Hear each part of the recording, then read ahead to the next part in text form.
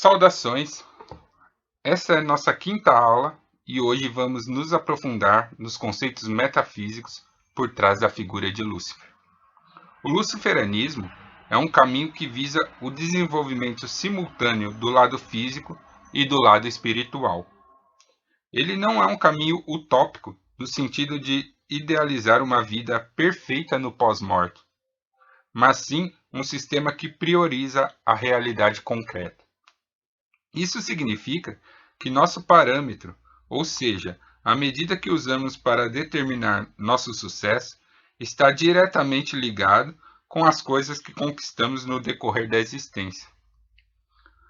O nosso planejamento de vida, ele tem que necessariamente envolver tanto objetivos mundanos quanto objetivos espirituais. E esses objetivos devem ser harmônicos entre si. Nas primeiras aulas, nós priorizamos as estratégias que possibilitarão com que nós concretizemos nossos objetivos. E agora chegou a hora de desenvolvermos melhor alguns aspectos espirituais que ajudarão no nosso intento. Essa aula é totalmente baseada nos trabalhos de Asenath Masson. Essa autora é muito reconhecida internacionalmente e é uma das maiores estudiosas do luciferianismo e do caminho da mão esquerda. Nossa base bibliográfica é o texto Gnose Luciferiana, cujo documento pode ser lido na íntegra nos arquivos do grupo.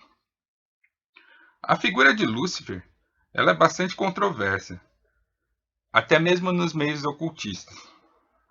Muitos advogam que ele não existe, por isso vamos fazer um apanhado geral das diversas interpretações do assunto. Tal qual a Asenath, nós partiremos da mitologia cristã e depois desenvolveremos as ideias dentro do contexto da mão esquerda. Então, nas lendas cristãs, a ideia de Lúcifer tomou forma a partir de curtas citações extraídas da Bíblia e incorretamente interpretadas, sendo que a principal referência encontra-se no livro de Isaías. Abre aspas. Como foi que caíste do céu, ó Lúcifer, filho da manhã? Como fosse atirado à terra, tu que derrubava todas as nações, afinal, tu costumavas declarar em teu coração, erguerei meu trono acima das estrelas de Deus. Eu me estabelecerei nas montanhas da Assembleia, no ponto mais alto do norte, subirei mais alto que as mais altas nuvens. Tornar-me-ei semelhante ao Altíssimo. Contudo, foste precipitado às profundezas do inferno, no fundo do abismo. Fecha aspas. Dentro da mentalidade cristã, esse fragmento deu origem à noção de um anjo orgulhoso que buscou igualar-se ao Criador e, por sua presunção, foi condenado ao inferno. Então, Lúcifer é o símbolo máximo da soberba para o cristão. Em Ezequiel, isso também é desenvolvido. Abre aspas. Tu és o aferidor da medida, cheio de sabedoria e perfeito em beleza. Tu estavas no Éden, jardim de Deus, e eu te designei. Estiveste também nos montes sagrados de Deus, e caminhava em pedras resplandecentes. Tu eras irrepreensível em teus caminhos, desde o dia que foste criado, até que se achou iniquidade em ti. Fecha aspas. Aqui já notamos a ideia de que Lúcifer era perfeito, mas perdeu a perfeição por causa do orgulho. No Apocalipse, essa ideia de queda também está implícita, como na frase: ele foi derrubado, a antiga serpente. Entretanto, se analisarmos essas passagens no contexto em que foram escritas, veremos que elas não se relacionavam originalmente com a ideia de Lúcifer. O nome Lúcifer só surgiu na tradução latina da Bíblia e não era um nome próprio. A maioria dos estudiosos concorda que o texto original estava se referindo ao rei Nabucodonosor, ou talvez ao rei Tiglat Plieser. Também há quem defenda que o texto de Ezequiel refere-se à queda de Adão e toda aquela história contada na Gênesis. A expressão Lúcifer ela vem do latim lux, que significa luz, e fer, que significa trazer, e era usada em vários contextos diferentes para traduzir palavras diferentes, sendo usada inclusive para se referir ao próprio Jesus Cristo.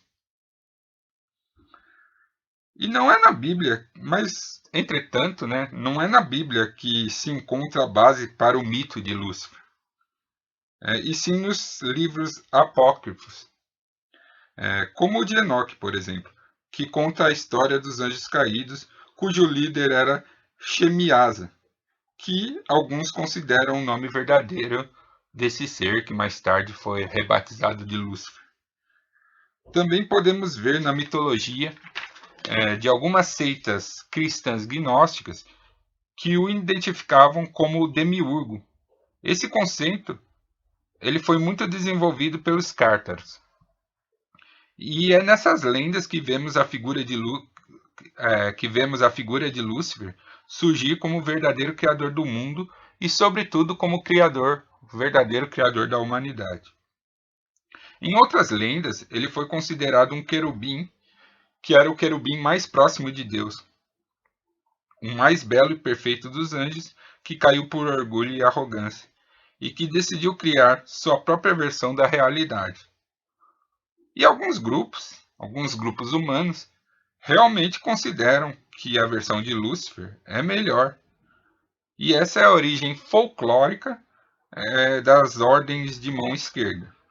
Para esses grupos, ele representa a liberdade e o livre-arbítrio. Mas, na verdade, a fundamentação esotérica para esses grupos, ela reside muito mais no paganismo do que nessas histórias cristãs. As referências para Lúcifer, enquanto arquétipo, vêm de diversas culturas. Dentro da cultura romana, a palavra Lúcifer significava estrela da manhã e relacionava-se com o termo grego Eósforos, que significa alguma coisa como portador da aurora.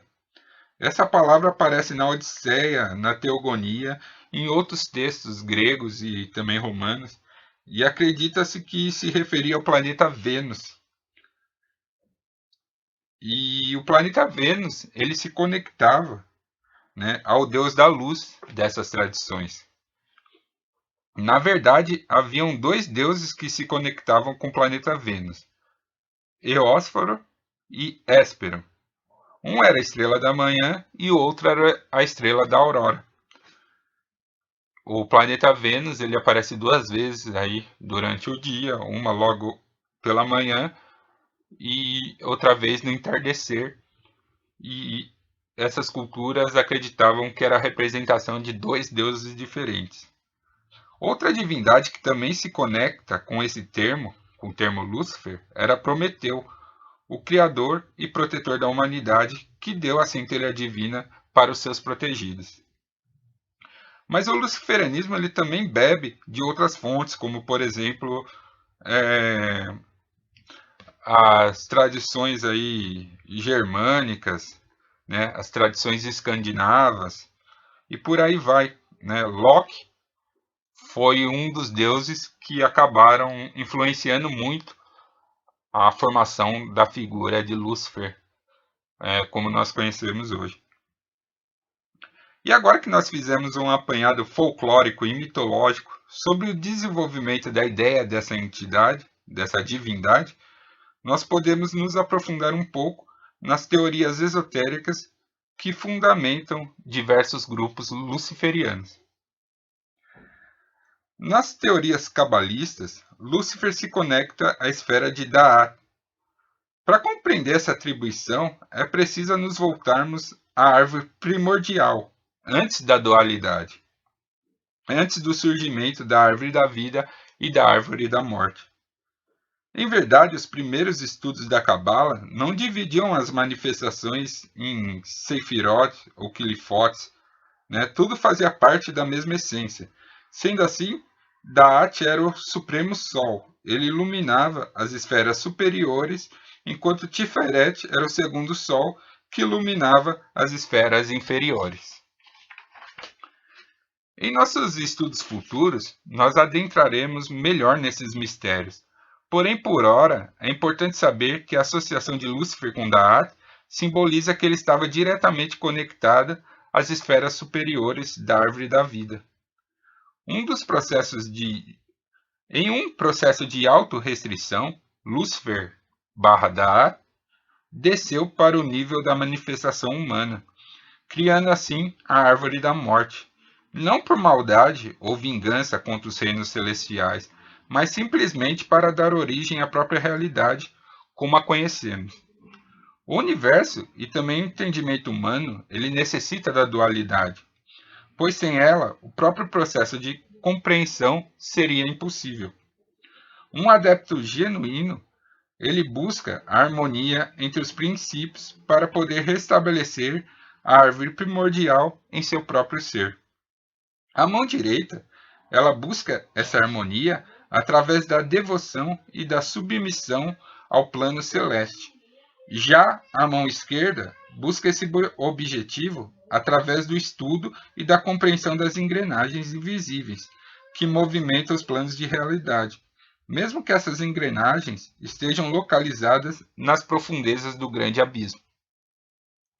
Uma lenda interessante conecta Lúcifer aos mistérios da alquimia e também a Mercúrio, o mensageiro dos deuses.